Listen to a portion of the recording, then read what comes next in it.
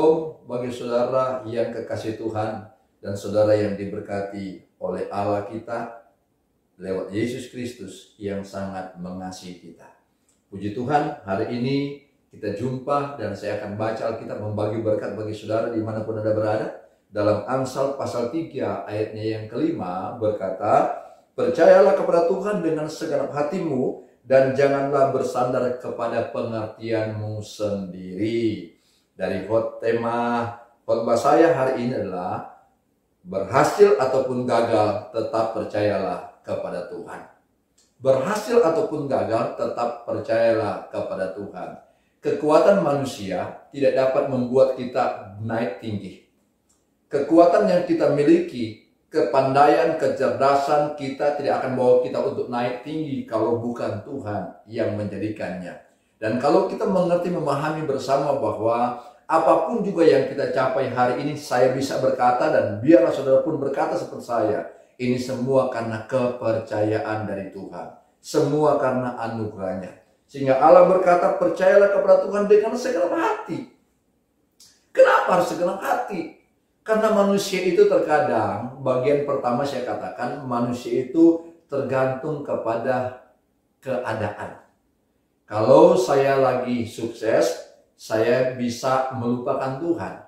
Tapi kalau saya lagi gagal, saya akan percaya sepenuhnya kepada Tuhan. Ini manusia, sifat manusia.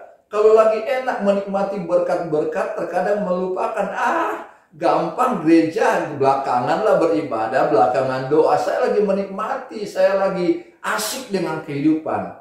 Tapi Tuhan bilang, hai saudaraku, apapun juga yang engkau capai itu, apapun yang engkau terima itu, percayalah kepada Tuhan. Karena Tuhan bekerja, bertindak dengan cara-cara yang ajaib dan luar biasa. Jadi jangan bersandar kepada pengertianmu sendiri. Yang menyebabkan banyak orang gagal itu karena bersandar kepada pengertiannya sendiri.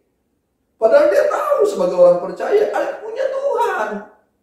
Tapi kita tidak mau membuat Tuhan itu bertindak, nggak usah, kenapa saya harus segala Tuhan, saya bisa kok, saya bisa. Ingat sekali lagi, hal sepele apapun itu kita harus percaya kepada Tuhan. Tidak ada yang lain. Jangan engkau bersandar pada pengertianmu sendiri.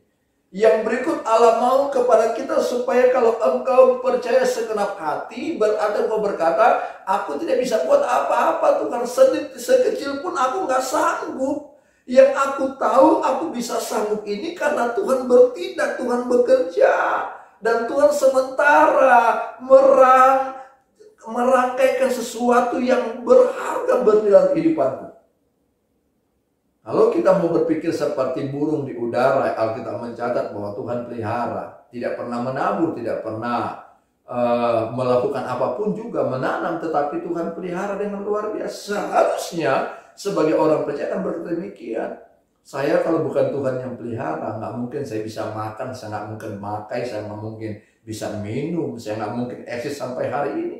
Tapi karena Tuhan yang pelihara, sehingga engkau harus percaya dengan segala hatimu kepada Tuhan. Dan jangan bersandar kepada kekuatanmu sendiri, kepada pengertianmu sendiri, bersandar kepada orang lain. Engkau gagal, saudara.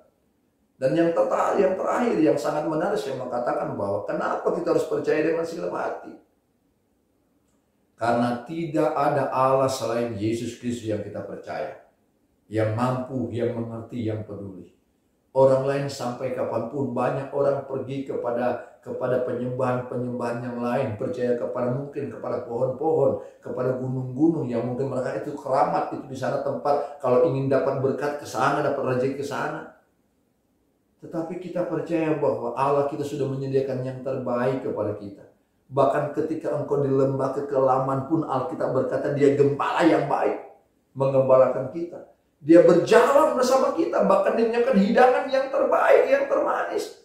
Anda mungkin pernah duduk sebagai seorang VIP di sebuah undangan.